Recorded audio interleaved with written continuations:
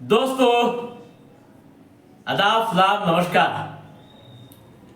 आज के एपिसोड में हम बात करेंगे बिहार के पूर्व उप मुख्यमंत्री व वर्तमान में प्रतिपक्ष के नेता तेजस्वी प्रसाद यादव की माई बहन योजना के बारे में। क्या है तेजस्वी प्रसाद यादव की माई बहन योजना और इस योजना का क्या असर आगामी विधानसभा चुनाव में पड़ेगा? जब से तेजस्वी प्रसाद यादव ने माई बहन योजना का लाभ देने का ऐलान किया है, तब से बिहार की सियासत पूरी तरह से गर्म हो गई है।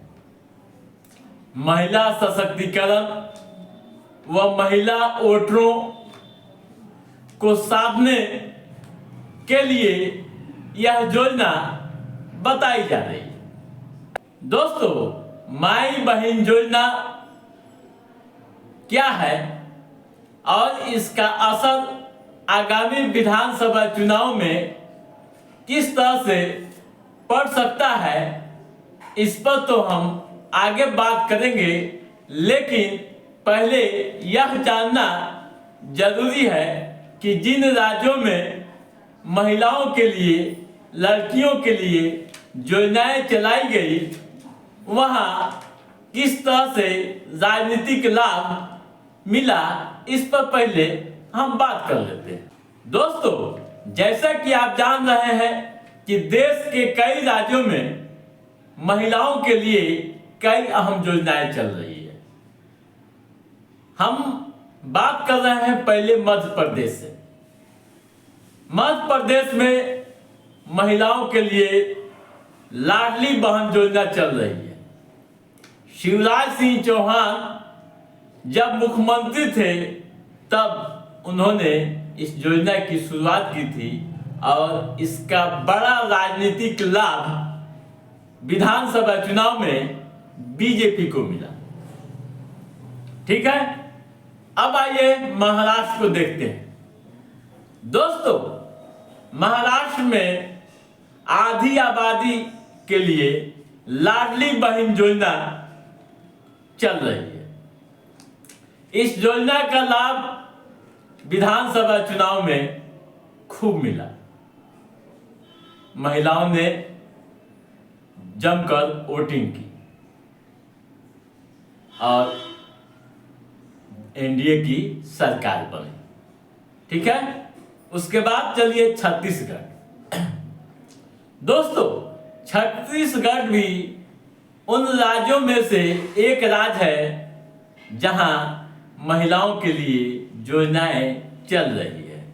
यहाँ जो योजना चलती है महिलाओं के लिए, महतारी बंधन योजना।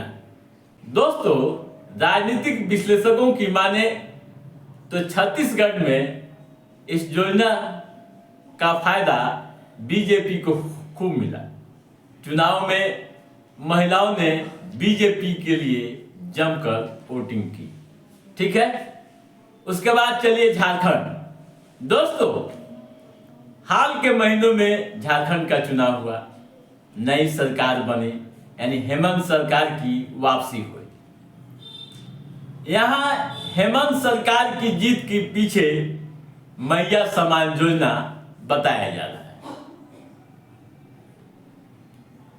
राजनीतिक विश्लेषकों की माने तो आप समझ लीजिए कि हेमंत सरकार की जीत के पीछे एक बड़ा कारण महिला समान योजना ही है। ठीक है, अब दोस्तों, दिल्ली में भी चुनाव होने वाला है। आम आदमी पार्टी के संयोजक व दिल्ली के पूर्व मुख्यमंत्री अरविंद केजरीवाल ने भी महिलाओं को प्रति महीने 2100 रुपये देने का ऐलान किया है। योजना बनाई है कि हर महिलाओं को प्रति माह 2100 रुपये दिए जाएंगे। ठीक है, दोस्तों, अब हम बिहार के संदर्भ में बात करते हैं, बिहार की सियासत पर बात करते हैं। तो महिला सशक्तिकरण के संदर्भ में कुछ अलग इतिहास रहा है। बिहार में महिला सशक्तिकरण की बात होती है तो मुख्यमंत्री नीतीश कुमार का नाम जरूर लिया जाता है। जब 2005 में वे सत्ता में आए थे तब महिलाओं को पंचायत में 50% आरक्षण दिया, नौकरी में 33% आरक्षण।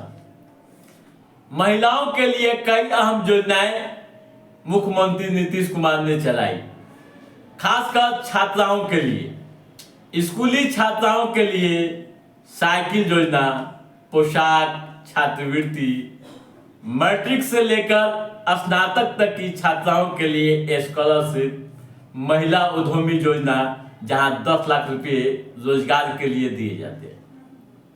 यानी महिलाओं के लिए चली ये योजनाएं सत्ता में दोबारा लाने में काफी कारगर साबित हुई। चुनावी रणनीतिकारों की माने तो समझ लीजिए कि महिला वोटरों की पहली पसंद अब भी मुख्यमंत्री नीतीश कुमार है। वैसे दोस्तों, आगे क्या होगा यह नहीं कहा जा सकता है, ठीक है।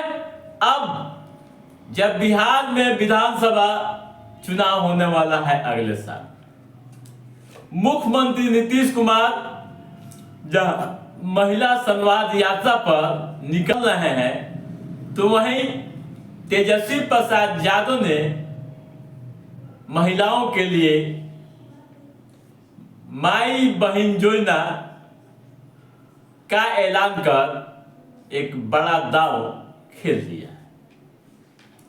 दोस्तों, इस योजना का कितना असर, या यूं कहूं कि तेजस्वी प्रसाद यादव की इस रणनीति का कितना असर आगामी विधानसभा चुनाव में पड़ेगा, यह तो समय तय करेगा। लेकिन बिहार की सियासत गर्म हो गई है, कई तरह की प्रतिक्रियाएं भी आने लगी है। जेडीयू की प्रवक्ता अंजुम आरा का भी बयान आया है। उन्होंने कहा है कि बिहार के लोग अब इन लोगों के झांसे में नहीं आने वाले हैं। मुख्यमंत्री नीतीश कुमार के नेतृत्व में बिहार की महिलाएं आर्थिक व सामाजिक रूप से काफी मजबूत हुई हैं। बिहार ही महिलाओं को लेकर राष्ट्रीय स्तर पर एक बहुत बड़ा उदाहरण बना है। मुख्यमंत्री नीतीश कुमार के विजन के कारण ये सब हुआ है। वहीं बीजेपी के प्रवक्ता सुषमा साहू की भी प्रतिक्रिया आई है। उन्होंने तेजस्वी यादव के इस ऐलान पर तंज कसते हुए कहा है कि कथनी व करनी में फर्क आरजेडी का परिचय रहा है। दोस्तों, अब यह सवाल सियासी गलियारों से लेकर आम व खास के बीच लगातार उठ रहा है कि तेजस्वी प्रसाद यादव की इस योजना में कितना दम है। क्या यह योजना आरजेडी की नैया पार कराएगी? क्या इस योजना से बिहार की महिलाएं आरजेडी की ओर प्रभावित होंगी? कई तरह के सवाल लगातार हो रहे हैं। तो दोस्तों, आज के इस एपिसोड में बस इतना ही। हमारा ये एपिसोड कैसा रहा आप लाइक और कमेंट करके हमें जरूर बताइएगा। यदि आपने हमारे चैनल को सब्सक्राइब नहीं किया है तो सब्सक्राइब भी कीजिएगा, ताकि इस तरह की महत्वपूर्ण जानकारियों संबंधित, राजनीतिक गतिविधियों संबंधित जो भी अप टू डेट है उसे हम समय समय पर आपके बीच पहुंचाते रहेंगे।